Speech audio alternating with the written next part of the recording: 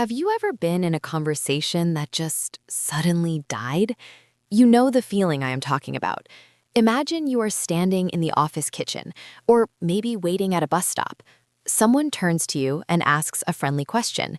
They say, "How are you doing today?" You smile and you say, "I'm fine, thanks." And then nothing. Silence. They look at their phone. You look at your shoes. The air feels heavy and awkward. You want to say more, but your mind goes completely blank. You feel like you have failed. It is a terrible feeling, isn't it? Oh, I know that feeling very well, Sarah. It is the worst. When I was first learning a new language, this happened to me every single day. I used to think the problem was my vocabulary. I thought, if I just learn 10,000 more words, then I will be good at conversation. But the truth is, even if you know every word in the dictionary, you can still kill a conversation if you do not know how to structure your response. Exactly, Mark. That is the big secret. The problem usually is not your English vocabulary. The problem is your strategy. Think of a conversation like a game of catch. Imagine I have a ball. If I throw the ball to you, Mark, and you catch it, that is great. But if you just hold the ball and stand there staring at me, the game is over. I cannot play anymore because you have the ball. That makes so much sense. When I give a short answer like I am fine or yes or no, I am catching the ball and putting it in my pocket. I am effectively telling the other person, please stop talking to me. But I do not want them to stop talking. I actually want to make friends. So how do we fix this? How do we keep the ball moving? Well, today we are going to fix this problem forever. We are going to teach you a simple 3-step map for your brain. We call it the AAA formula. If you follow these 3 steps, you will never run out of things to say, and you will never face that awkward silence again. It works for beginners, it works for intermediate learners, and honestly, even native speakers use this every day without thinking about it. The AAA formula. I like the sound of that. It sounds easy to remember. What does the first A stand for? The first A is simple. It stands for answer. This is the part most learners get right, but they often stop here. When someone asks you a question, you must answer it clearly. However, you should try to avoid just saying one word. Do not just say good. Say, "I'm feeling good." Do not just say yes. Say, "Yes, I do." Using a full sentence already makes you sound more confident and polite. Okay, that seems straightforward. Step 1 is answer. So if you ask me, do you like coffee? I should not just say yes. I should say, yes, I really like coffee. Perfect. But Mark, if you stop there, we still have a problem. You have answered, but you haven't given me anything to work with. The conversation is still at risk of dying. This is where the second step comes in, and this is the most important step for our listeners to master. The second A stands for add. Add. You mean like mathematics? Not quite. I mean you need to add a small detail. You need to build a bridge to the next part of the conversation. Think of the add step as giving the other person a little gift. You are giving them a piece of information they didn't have before. This detail could be a feeling, it could be a fact, or it could be a small story. Can you give us an example of how this works? Let's go back to the coffee example. Sure. So I ask you, do you like coffee? First, you answer, yes, I really like coffee. Now you add. You could add a feeling. It makes me feel so awake in the morning.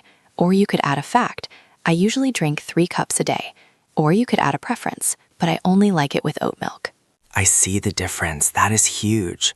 When I say I drink 3 cups a day, suddenly the conversation becomes interesting. You might think, wow, 3 cups is a lot, or me too. It gives you something to connect with. Exactly. That little detail is the hook. It gives the other person permission to keep talking. If you don't add a detail, you are forcing the other person to do all the work. They have to think of a completely new topic. But when you add, you are helping them. You are being a good conversational partner. This is really helpful. Before we move to the third step, I want to ask everyone listening to take a quick second. If you're enjoying this simple way to break down English conversation, please consider subscribing to the channel. We make these episodes to help you fit English practice into your busy day, just like this. One click from you helps us make more lessons. Yes, please do. We love our community here. Now, let's get back to the formula. We have answer, we have add, but we are not done yet. The ball is still in your hands. You have answered the question, and you have added a nice detail, but you haven't thrown the ball back to the other person. That brings us to the third A. The third A stands for ask. Answer, add, ask. That is the complete loop. That is the loop. The ask step is where you return the ball. You need to invite the other person to speak. Now, many learners do this, but they do it in a lazy way. They just say, "And you?" Is "and you" bad? I say that all the time. It is not bad, Mark. It is grammatically correct, but it can be a little boring if you use it every time. It sounds a bit like a robot. "I am fine. And you?" "I like coffee. And you?" It is better to ask a specific question related to the topic. So instead of "and you," I should ask something about what we are discussing. Precisely. Let's look at our coffee example again. You answer, "Yes, I really like coffee." You add, "I drink it every morning because it wakes me up." Now you ask.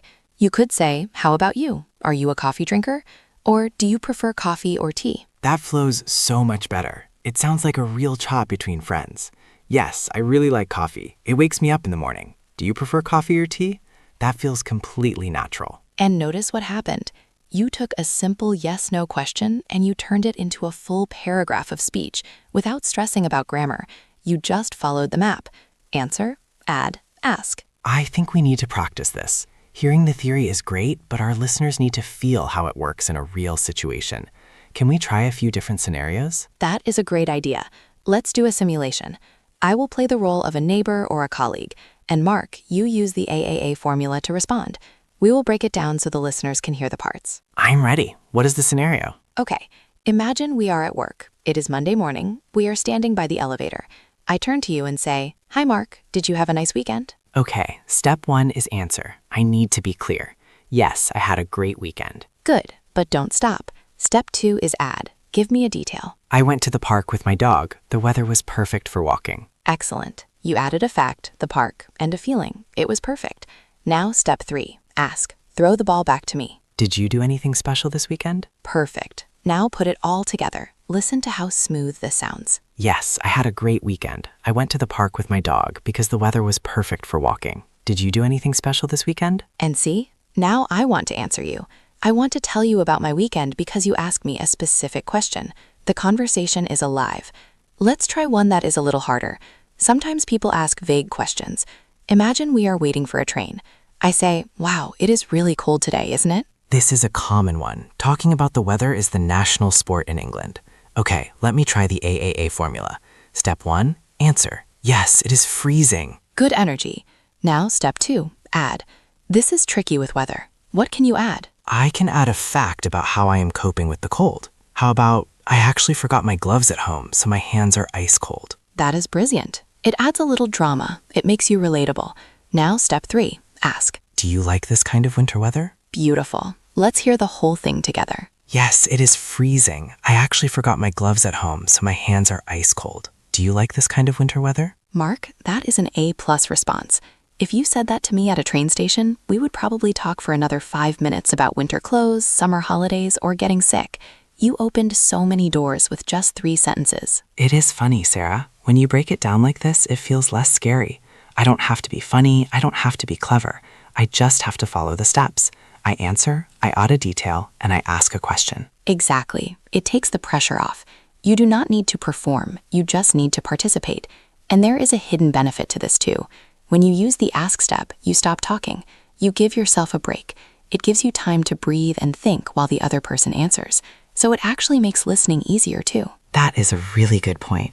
If I ask you a question, you have to talk for a while, which gives me time to relax and prepare for my next AAA loop. Yes, it is a cycle.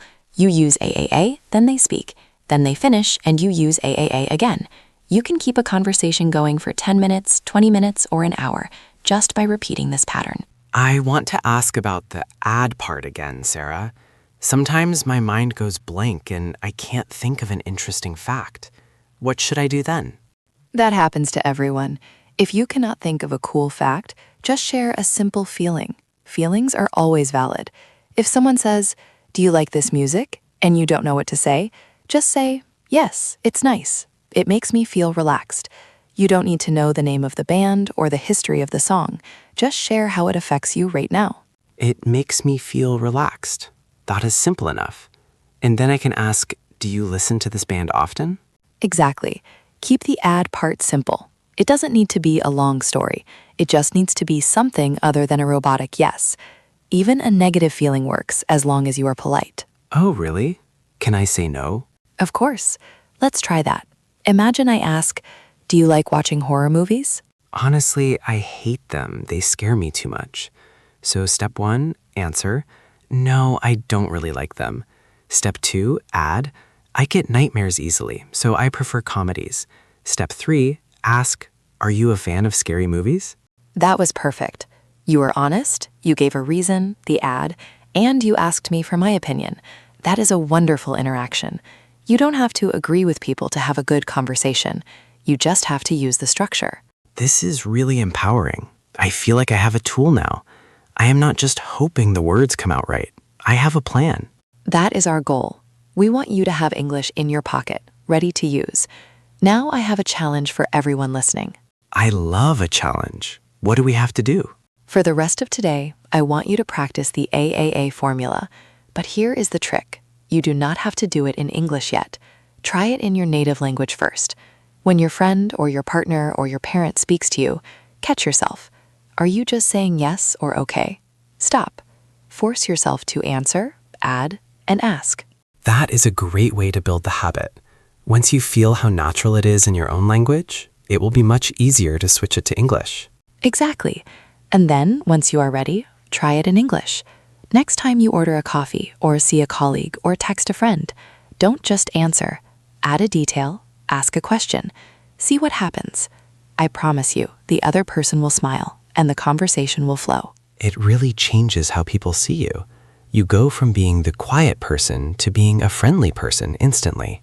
Before we finish up, I want to remind you that learning English is a journey, and you are doing great just by listening to this.